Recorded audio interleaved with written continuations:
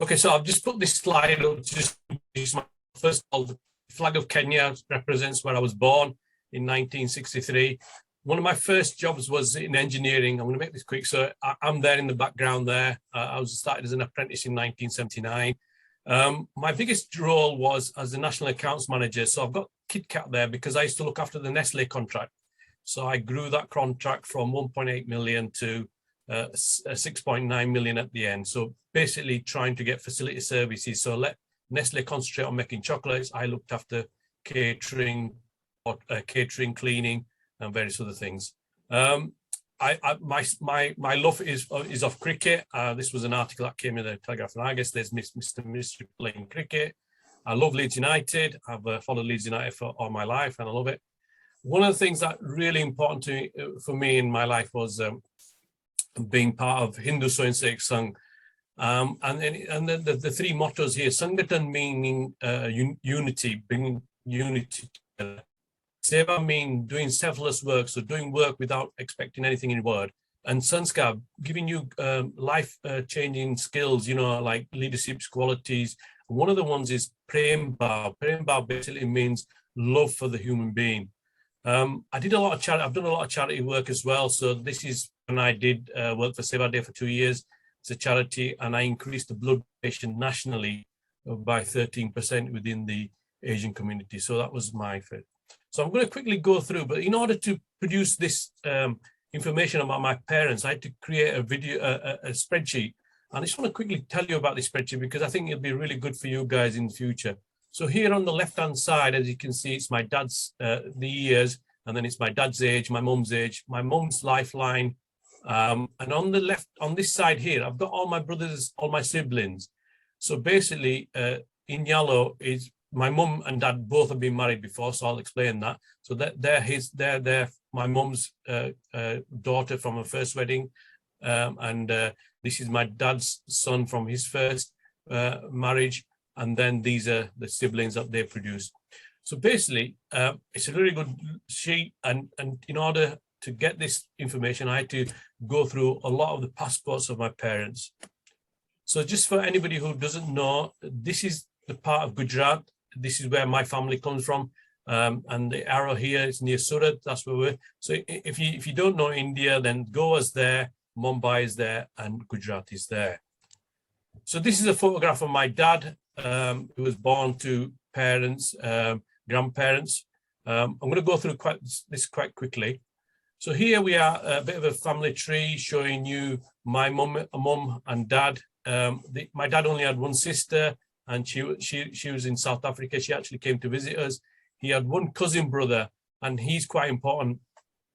And because when I got married, he actually came over, and he actually got me, did the signature on my marriage certificate. So he's quite important to me. That's one of the oldest photographs of my mum. I've looked everywhere, but I can't find her parents' photographs. But my mum has a very big family.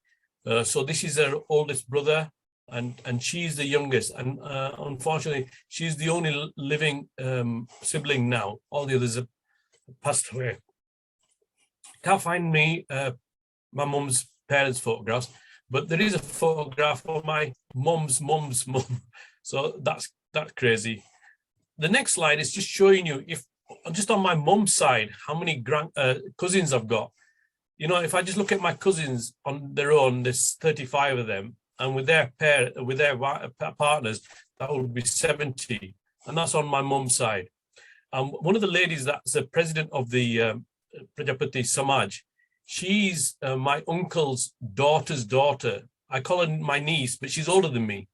So, we've got a massive family. So this is the time I want to spend. So my dad was born in 1960 to parents Benaben and Prabhubai. This is from what I hear from my mom and dad. My dad was married at the age of 5. He was already got married to a lady called Maniben, who was 7 years old. He had his first child at the age of 34. At the age of 18 in 1934. In 1937, my dad actually traveled, like a lot of Asians, traveled to Africa, to Monza. and he was there building huts for the British to house the Italian prisoners of war. So he had a very good physique because he did a lot of hard labor. I haven't got a record of this 1944, but when I went through my passports, my dad came back to India in 1945 because his wife was expecting their second child. Unfortunately, his wife passed away, died, and the child only lived for 3 months. He then went back to Africa in 1945.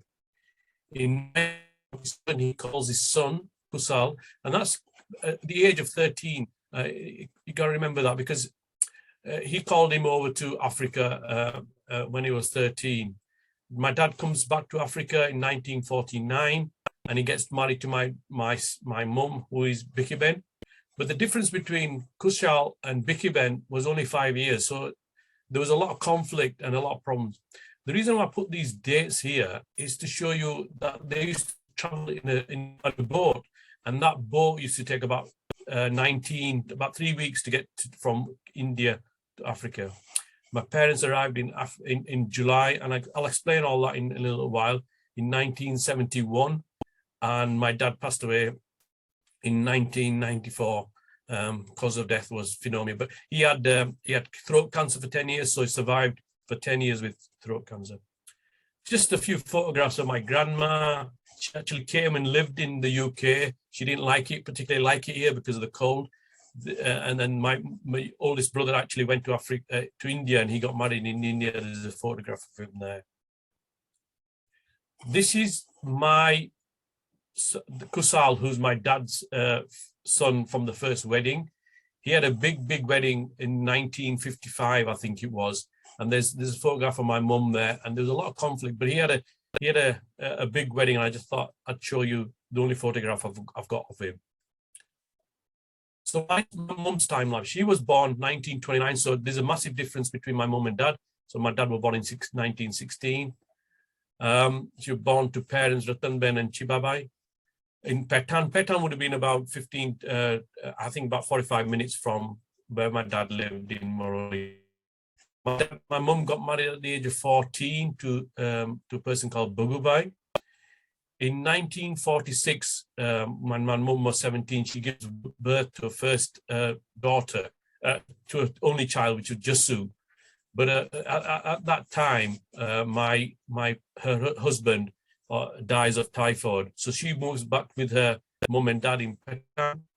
So at this time, my dad came back from Africa, back to India, and they got married, and then they traveled to Africa together. So the difference between, like I said, my mum and my stepson was only 5 years. My dad passed away in 1994. So my mum was only 65. So since 1994, she's been on her own. She's now 93. She lives at the house that we actually purchased in 1975. And I've got to mention this lady called Frida. She's a Muslim lady, and she looks after my mum. We're very fortunate.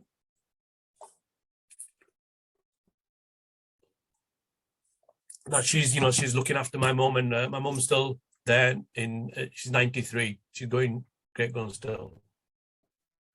These are some photographs of my stepsister, my mum's daughter from her first marriage.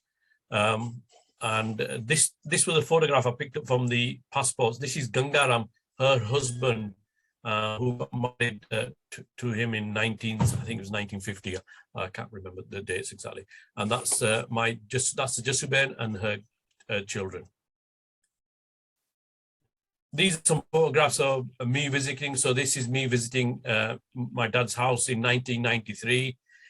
We did a ceremony. We're cooking outside in the backyard. Faith is very important to my mum. Wherever you see, she's always got the mandir. So this is my sister, and when they went to India as well. Photographs of now moving to Africa. So this is my brother who went to Africa recently because he wanted to track his, what happened in Africa, where did he live. This is called a plot. So I'll just flick between two slides. This is what a plot would look like. So you had the toilets here, you had some living and bedroom where people used to live. This was 2 double rooms. Obviously, if you had a bit more money, you could afford that. This was our family room. And this is where all the coal was. And it was a very, my parents always said that there were Muslims living there were Sikhs living there, people from Kenya, Hindus living there, and they lived together. They used to celebrate each other's festivals, and there were no problems between any of them, and they lived happily in the 1950s, 1960s. So these were the toilets, and the toilets there. So that was the photographs there. So I hope that gives you a bit of an idea of where we lived in Africa. These are some of the utensils. This was a biscuit maker. I'm sure some of the people on the Zoom will recognize some of these because they're from Africa as well. They used to have a thing called a bamboo, where they used to make the water hot, and they used to use a primus like this for cooking. Very, very basic stuff.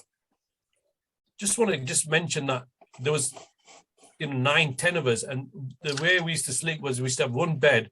Under that bed, we had another bed. Under that bed, we had another bed. So when we were sleeping, we used to pull all these out, and everybody in the family used to sleep.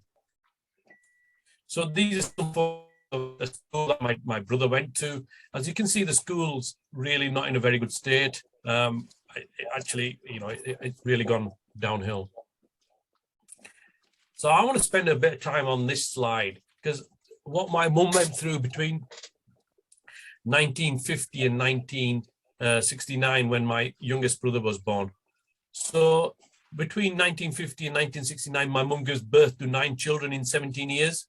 My mum is only 20 when my older sister is born, and 38 when my younger sister is born. So between 1950 and 1960, mum gives birth to 6 children, has to deal with situation with her stepson, who's only 5 years younger than her.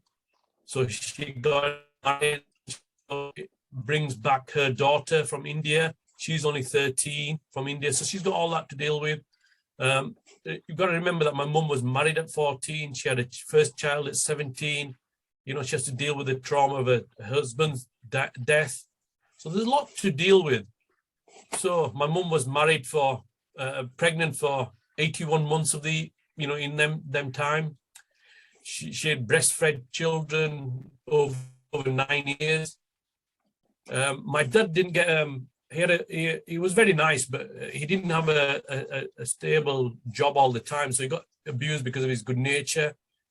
The dowry system, the reason people give gold in them days was because when you give gold, they know the value of gold, it carries on. So because my dad wasn't in a job, so my mum had to sell a whole lot of dowry, to keep us fed. My mum went to work for about 5 months in a shoe factory, but she told me that she used to cry every day.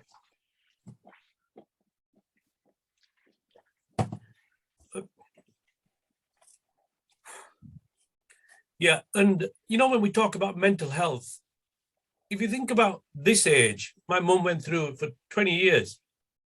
What mental health? She knew that was her life. She had to get on with it. Life isn't a bed of roses. In life you have ups and downs, and she had lots of downs. She carried on going. So when we talk about mental health, and what people go through now, she went through all that, and she's still a strong person. I think some of the things with social media, when we see other people enjoying themselves, they didn't have any of that. They knew who they live with, the people that live with. They just got on with life. So it was a very difficult time for her. So this is a spreadsheet that gives you, dates of when people were born. So here in this date, it shows you 1950 when my daughter was, my older sister was born. It shows you details about when my stepsister came from India to Mombasa in 1959. My then this just gives you a really good spreadsheet. This is one of the only photos in 69 when we do a studio. So that's my oldest brother, my oldest sister. That's me in the middle. My cheeky brother who's older than me. And you can see that, you know, the clothes that we wore were hand down. So whatever my oldest brother wore then went past to him, then it went past to him, then it would have come to me. Very, very basic photographs. And in the next photographs, you'll see that both my oldest brother and sister are there because they'll have moved on to England. So here's a photograph. It shows you that my stepsister in 1966 got married, and then they went back to India and they handed their passports in. I don't know why, but they did. In 1967, my oldest brother is sent to England to work and earn some money. In 1968, my sister, oldest sister, is got married, and I'll share something with her.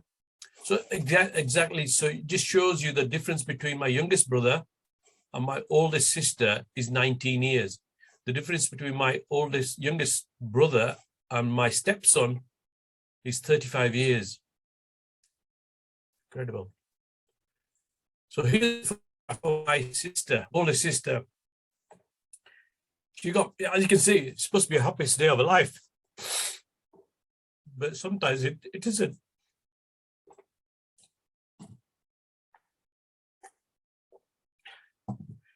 She got married on the 1st of January, and she must have met him for a couple of days.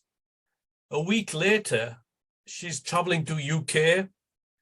Somehow they must have got a letter to some people who were living in the UK, my father and my brother-in-law's relatives. I think they rocked up about 2 o'clock in the morning in a back-to-back house, and they don't know these people, and then they said to him, here we are, you know, can we stay with you? You know, just the trauma of her.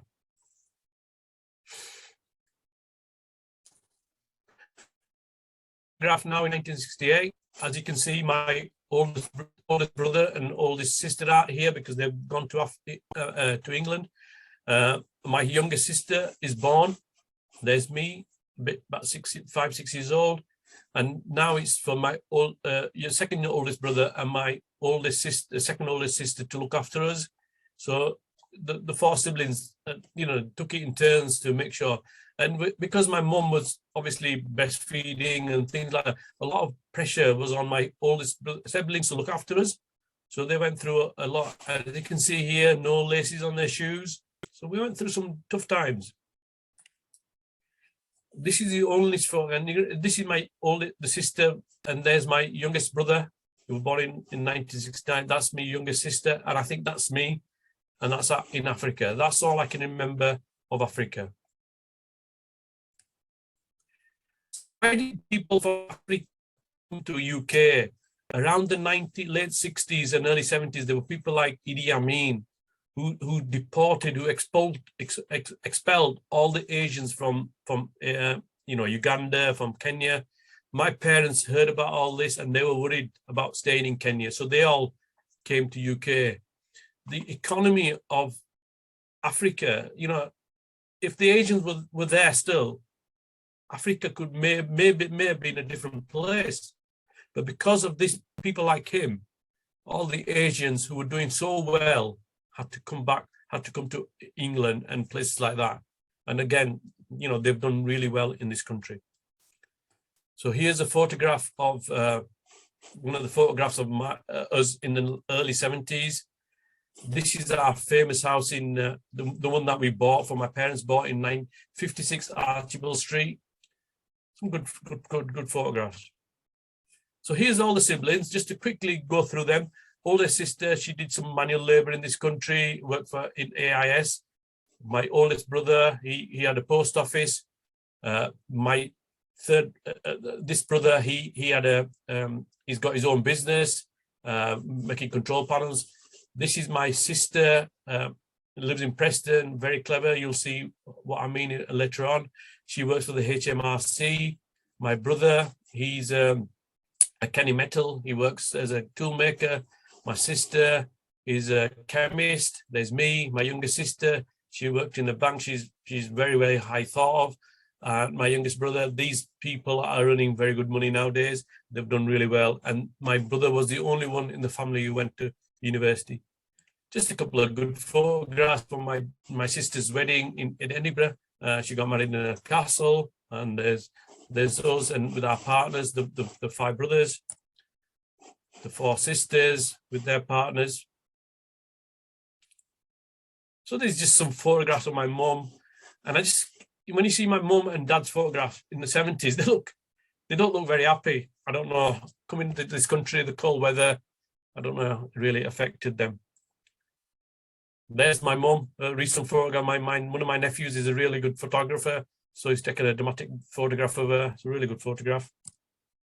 I told you my mum's faith is very important. So this is in India. This is in her home in Clayton Road. This is her in Africa. Her faith, the Hindu faith, is very important to her. So this is a good photograph. There was a lottery at at a charity. I was there, and I said to my mum, "Are you going to get a ticket?" And she's very conscious about money. And I said, "Give me a £10." She goes, "No, I'm only going to give you a £2." I said, "No, I'm not going to buy a ticket." And she bought £10 worth of tickets, and she actually won the first prize, which was £500 worth of Marks and Spencer's vouchers. Really good. She likes a drink as well now and then. So these are some photographs of my dad, again in 1972. He doesn't look happy. Maybe it's the weather. And this is very important to our family. This is Hanuman, goddess of strength. And my dad had he was very strong. So all the 5 brothers. So when you go to the temple on Thornton Lane, this statue is there, and that was donated by us. Sorry about this. Harkishan, take your time. Yeah. So some photographs of my dad. That was my wedding.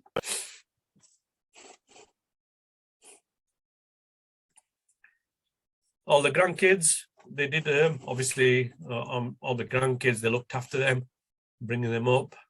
These are trips when they went to India and places like that. This is a classic photograph. So we went to Mount Abu in India. I'm there with my mum, dad, and Daksha. We're walking, and suddenly I lost my dad. I didn't know where he was, so I started searching. He'd just gone into a barbershop and started having his hair cut and shaved. He didn't even tell me, so we lost him for a few minutes. Crazy. This is his house in Petan, and whenever you go to Petan, Moraligan, whenever you go there, you always take some drinks, and locals come along and you have some drinks with them. So my daughter obviously wasn't alive when my dad was there, because she was born and my dad passed away. So she said, "What did my dad like to eat?" So here are the things that he liked. He likes nutty cornflakes. He's like these fruit pastels. He liked a drink. So he liked a bit of brandy. This was in them days, long life, a lager. He liked his kebabs. These 2 photographs. So if you did something wrong in the house, you either got a slap or a slipper chucked at you.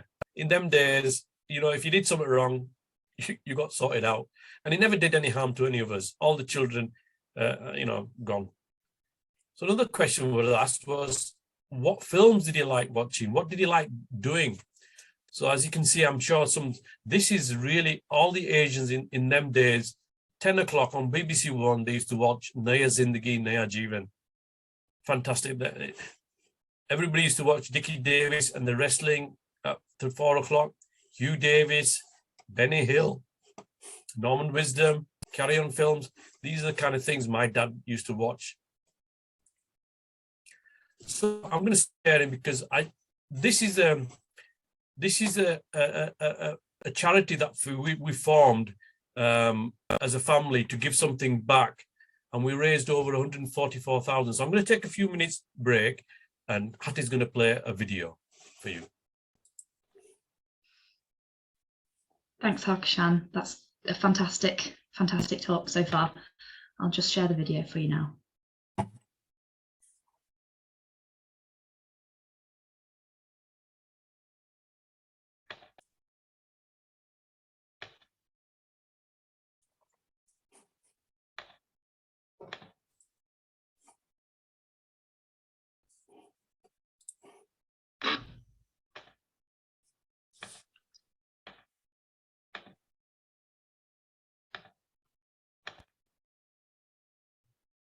Can you all see that?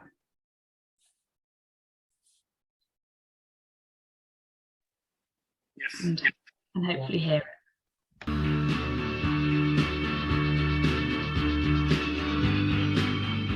From the start, our aim has been to transform the lives of children in India and the UK. £3,800 bought this specially adapted tricycle. £5,500 paid for the education of 5 blind children. £6,000 has paid for life-changing operations. £6,200 helped fund a hospital ward for teenagers fighting cancer. £6,400 has given children in rural India a teacher. £6,700 paid a support worker for children with cancer.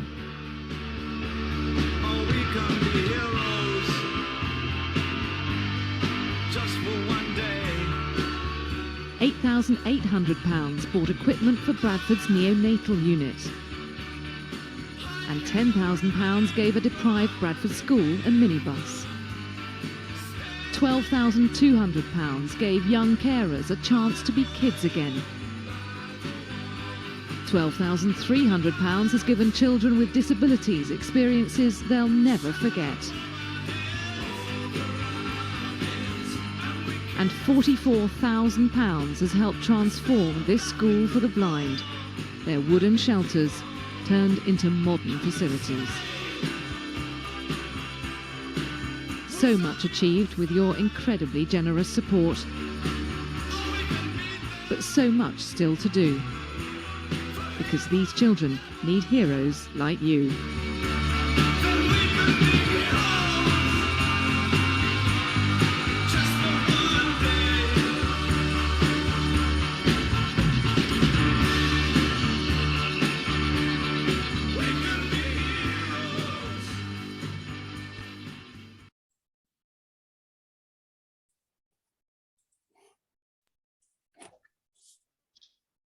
Hi, if there's any questions, anybody want to ask me anything about the family, or I'm happy to take that before I move on to the second part. You've got a thumbs up, lots of thumbs up.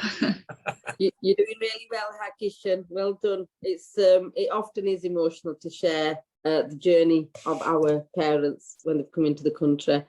But I just wanted to say, you know, like the photographs, like you were saying, they all look so serious. I think it was just a dumb thing, wasn't it? They weren't allowed to smile on a photo. They always thought they had to have this serious face, because when you look back at elders' pictures, they've all got the same stance on them. But well done, carry on. It obviously it's emotional. You're talking about your family and the journey. Harkishan, can I just ask, do you know the charity video? Is that the charity video? Is that work that the Hindu Council has done? No, that was our family. We got together. Oh, yeah, from the charity. Our family got together and we said, right, we want to give something back. So we started doing a charity. So we used to do annual dinner dance every year for 10 years. And whatever we raise, whatever funds we raise, we give half to the UK and half went to charities in India. Yeah, it's brilliant. Shall I move on to the next part? Sounds good. We might have time for more questions at the end. Yeah. Okay. So I'm just going to.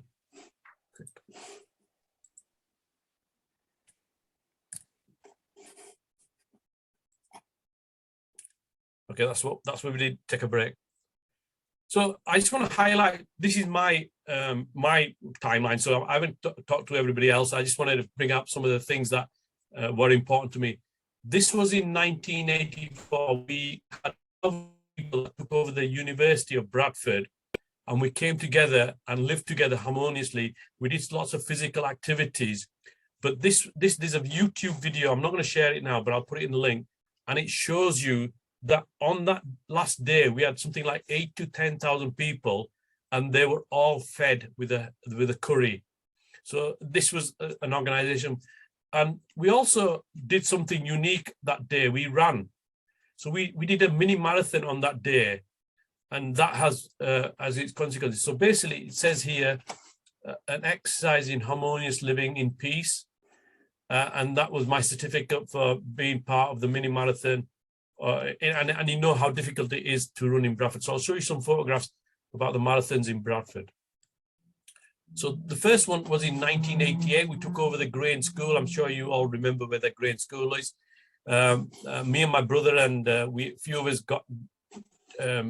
became musketeers, and we went around collecting money. We used to get something like 4,500, 5,000 people that attended these events. About 1,000 people who do the running from Africa. We sponsor them to come along, and then the local runners from here, Harriers, various sports clubs used to send their runners, and then the rest of us used to do a walk for about 6 miles. Really fun events. The whole community got involved, and the food each time the marathon was held, then we used to feed everybody that came along. So all the temples, all of the gurudwaras, everybody got involved. All the shops donated lots of food, and everybody who came to that event was served a vegetarian meal. Really hard work, but it brought the whole community together, and everybody worked harmoniously together. Not Bradford, but a lot of people from Bradford made it happen. As you can see, it says that 60% of the revenue to arrange this program came from Bradford, and 40% of the management. This was an event which was the biggest event where all Hindus in Bradford, all Hindus in the UK came together. There was over 100,000 people, 100 Hindus came together. And recently we were sad to hear the story of our Lata Mangeshkar, who passed away. But she actually came to that event and she sang some sloks, and the whole of the saints and sadhus, the main of India, were there as well. That is me actually, because I actually helped hoist the Union Jack, and my colleague Bradford actually did. We had the Gurkhas, and it was a whole weekend festival. Again, feeding everybody. We had stalls. Very good event. Again, we had another. Go back. So another marathon. This was the Bradford centenary year, and also, so these were posters in Bradford. So on the 13th of July 1977, as you can see, we have got £10,000 for the new world record, but we knew nobody beat that because of the hills in Bradford. Lots of everybody was welcome to enjoy a free vegetarian meal, and so we actually sponsored people who came from Africa, and really good times. And we're talking doing half a marathon in just over an hour. Again, we were talking 5,000 to 6,000 people gathering, and everybody used to get fed as well. I told you about my sister.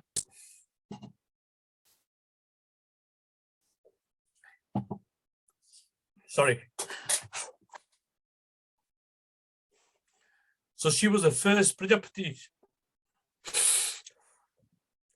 to be awarded the MBA.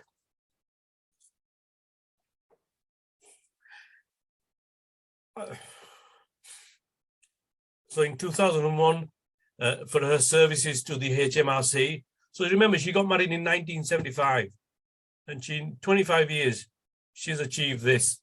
She has an education in UK. She's bringing up 2 kids.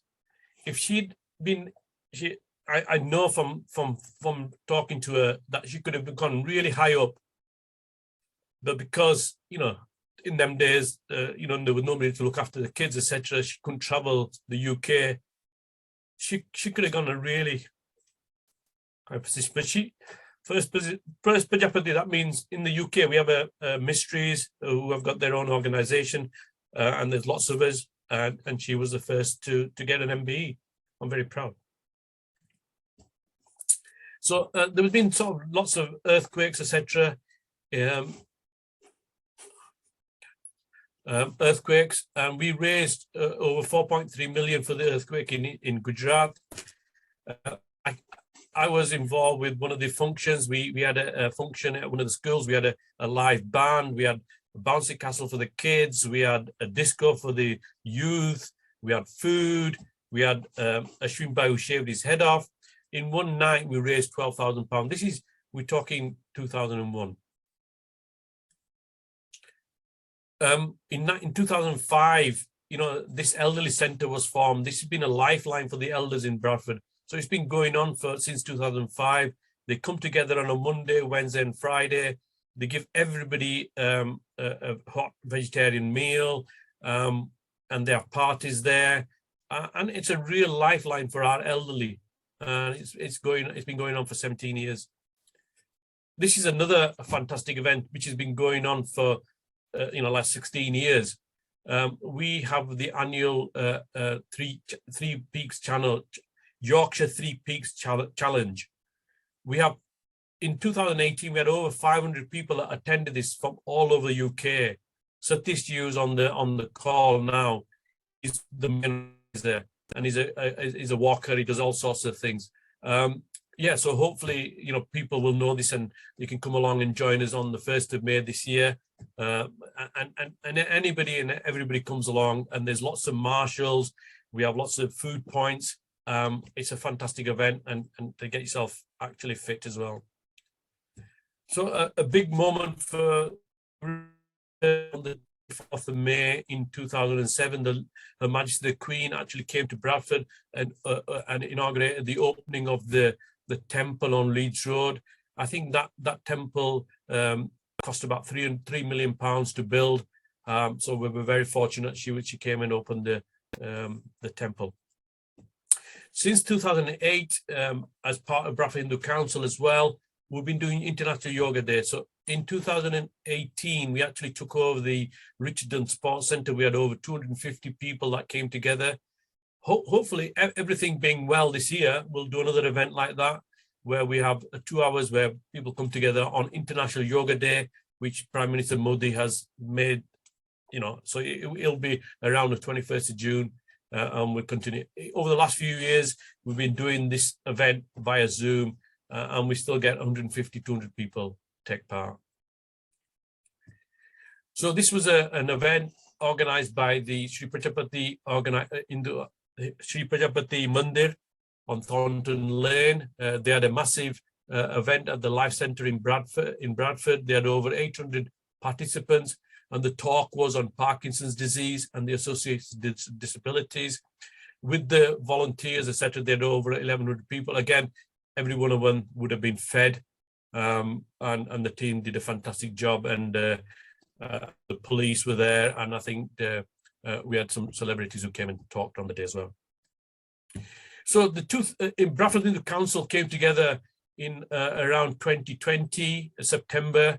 We've done lots of work. So during the COVID period, we actually went around and provided PPE to different communities, the Muslim community, the Christian community, the Sikh community. We provided over 2,000 meals to the police, the staff, the care workers, the NHS staff.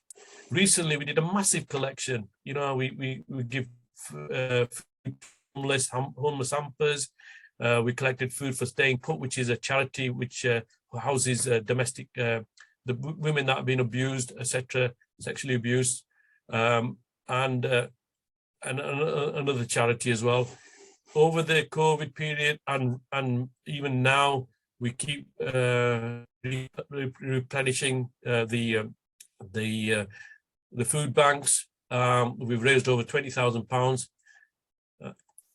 Over the last few months, we've been doing lots of activities to get people out of COVID, get them back working, getting them out physically fit. We've had a football competition, we've had a cricket competition. We talked about the COVID injection, telling everybody to take the vaccination. This was an event where we had the elderly, and we showed them how to actually carry out a lateral flow test. It's very easy for us young people, but the elders didn't know how to do it. Gita ji is one of our trustees. She was inaugurated with an award, so that was mentioned. So this is something I haven't mentioned, but this has been going on since 2000. This is my challenge to everybody here on this call. So since 2010, we've been doing yoga. We've been doing a thing called Seva Day. And basically, here's an example of one where around 2017, I think it was, we clocked up 600 hours of voluntary work. And what is Seva Day? It's all about doing something, giving something back, doing kindness without expectation. So Seva means doing something without expecting anything in return. So when we did these projects, we based it around 3 facts. One is relieve hardship and poverty, so collect food for the homeless, go help the homeless, do something with the homeless charities, do something for the environment, picking litter up, collecting, doing the orchards, planting trees, or you can bring a little happiness where none exists. So you could go to a school, you could go to a church, you could help paint a schoolroom, you could go to an elderly care home and put on a show. So I'm going to stop there. I'm just going to stop sharing. I'm going to get Hattie to share a video showing you what we got up to in 2018.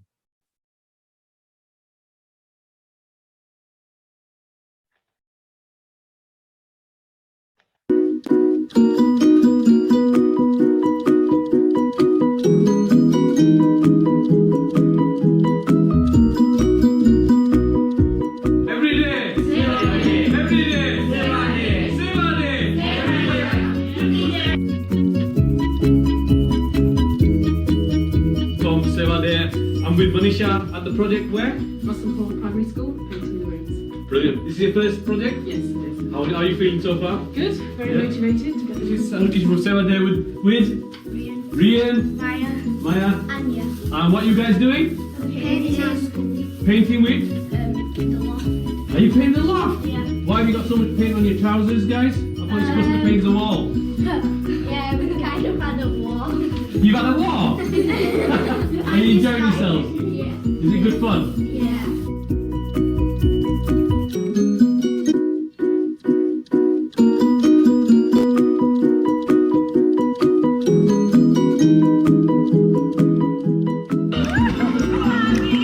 We're going back.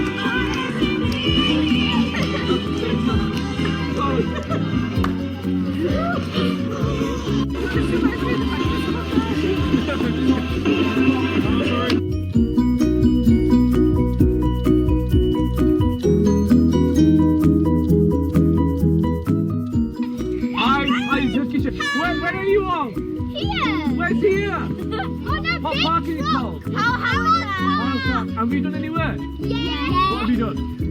We picked up litter. You picked up litter? Yeah. I think you're having fun. Yeah.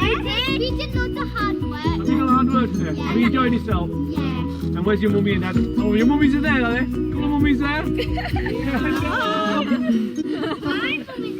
What I'm going to say every day, you say Seva Day, okay?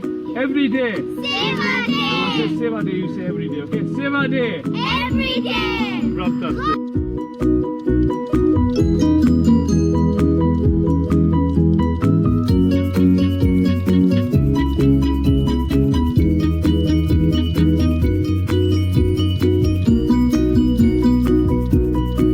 Every day. Seva Day.